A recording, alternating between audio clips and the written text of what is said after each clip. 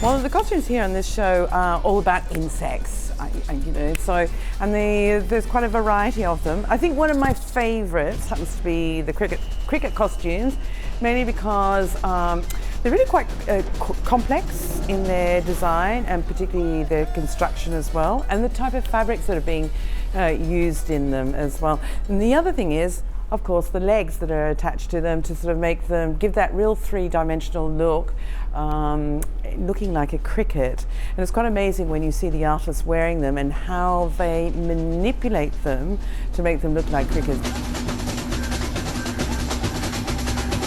Here is the costume itself, as you can see. And the fabric that it's made out of is it's a moleskin, but the interesting one is the top one here is called Metex, and it's like a polyester film and it's heat set onto the fabric to give it this kind of shiny look to it. I have a favourite costume, and here it is, and it's called scarabs, and these are the female scarabs.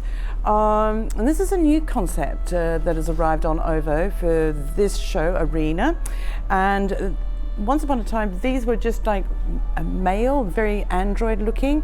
Because in Montreal, when they was creating costume, I was first who was trying on. So I remember when it was like 20 people in a room with me when I'm trying first time, and looking in the mirror, I'm like, oh, I can go for a fight. I feel like gladiator. And so they decided to make the design, or Liz Van Daal, to have a more female feel to it. Yeah, it just feels so strong, your shoulders and helmet, and this cute tail would showing that you're female, so you're still cute.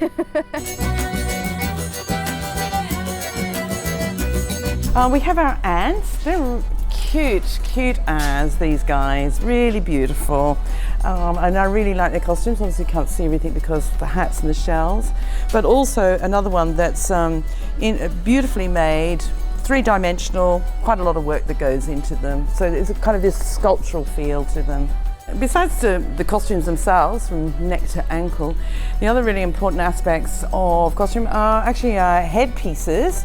And here we have Mr. Flippo. So obviously these are specially made to suit their character, so a lot really goes into it. And obviously we have a huge stock of other kind of hats that happen. This is our flea.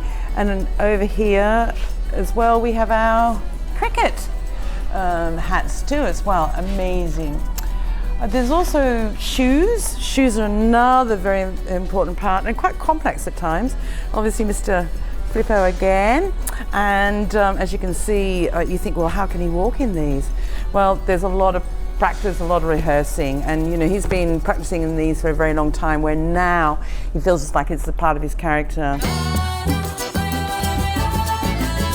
There's a great amount of work that goes into looking after them and the maintaining of it. Obviously it's not just me, I have a wonderful team of 3 other people who help to do all the maintaining.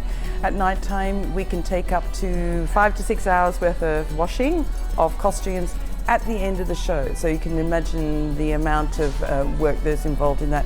From that in the morning they come back, and then we'll have many hours of going through checking each costume for repairs, and then we'll spend all our time up until the show starts doing all the repairs and making sure everything is there for when the show starts and it's ready for you guys to come and see.